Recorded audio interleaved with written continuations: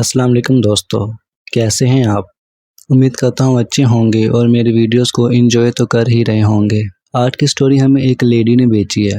انہوں نے اپنا نام نہیں بتایا لیکن سٹوری بہت انٹرسٹنگ ہے۔ وہ ایک ریسٹورنٹ میں مینیجر کی جاب کرتی ہیں لیکن انہوں نے وہ جاب چھوڑ دی۔ حیرانی کی بات ہے کیونکہ مینیجر کی جاب آسانی سے نہیں ملتی، لیکن ان کا ایکسپیرینس کافی تھا تو میں دعا کرتا ہوں کہ انہیں جلد دوسری جاب مل جائے۔ اب انہوں نے وہ جاب کیوں چھوڑی، ایسے کیا غیر معمولی واقعات تھے جو انہوں نے انکاؤنٹر کیے، انہیں وہاں کن کن مشکلات کا سامنا کرنا پڑا، تو چلے جانتے ہیں۔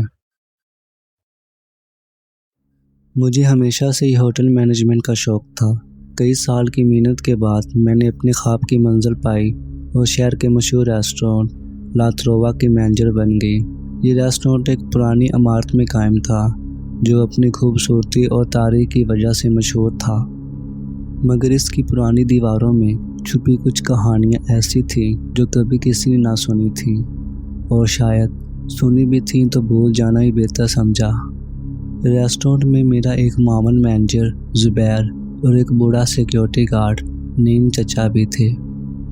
نعیم چچا بہت ہی تجربہ کار اور محنتی آدمی تھے۔ انہوں نے کبھی مجھے لیٹ نائٹ اس ریسٹورنٹ میں نہیں رکنے دیا۔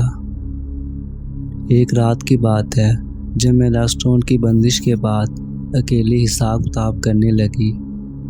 زبیر بھی کچھ دیر کے بعد اپنے کام سے فارغ ہو کر چلا گیا تھا۔ ہر چیز معمول کے مطابق تھی، لیکن اچانک میری نظر ایک پرانے کمرے کے دروازے پر پڑی جو ہمیشہ بند رہتا تھا۔ معلوم ہوا کہ صفائی کرنے والے نے غلطی سے اسے کھول دیا تھا۔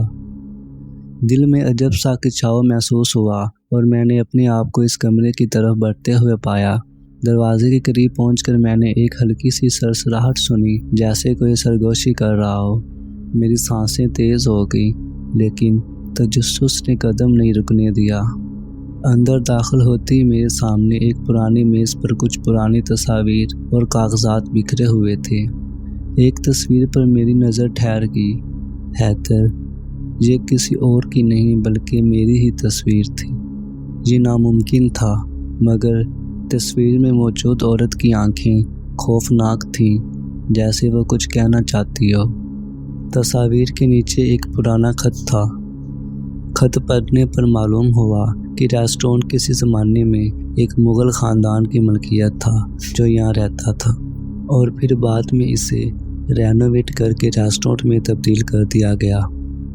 اس انکشاف نے میرے دل میں خوف اور تجسس کو اور بڑھا دیا۔ میں نے فیصلہ کیا کہ میں اس عمارت کی مکمل تحقیق کروں گی تاکہ اس کی حقیقت جان سکوں۔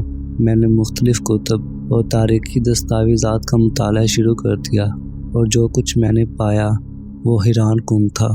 ایک رات جب میں تحقیق میں مصروف تھی تو زبیر بھی میرے ساتھ تھا۔ ہم دونوں نے کمرے کی چھان بین کی اور ایک پرانی کتاب ملی جس پر مغل خاندان کی تاریخ لکھی تھی۔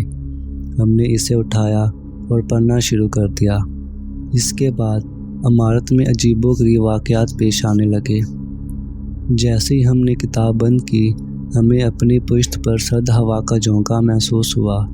میں نے مڑ کر دیکھا مگر کوئی نہیں تھا، مگر دل کی دھڑکن تیز ہوتی گئی اور کانوں میں سرسراہٹ سنائی دی۔ نعیم چچا جو باہر پہرا دے رہے تھے اچانک اندر آئے اور بولے، بیٹا یہاں سے نکل جاؤ، یہ جگہ محفوظ نہیں ہے۔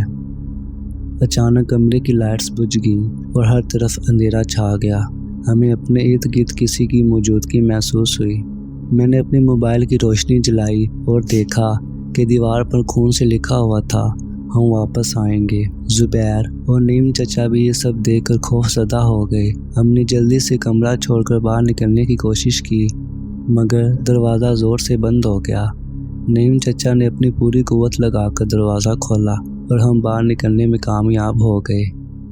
اس رات کے بعد میں نے اس ریسٹورنٹ میں کبھی قدم نہیں رکھا۔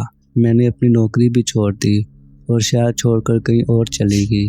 زبیر اور نعیم چچا بھی اس واقعے کے بعد ریسٹورنٹ چھوڑ گئے تھے، مگر آج بھی جب رات ہوتی ہے اور میں اکیلی ہوتی ہوں تو مجھے وہ سرسراہٹ اور سرد ہوا کا جھونکا محسوس ہوتا ہے۔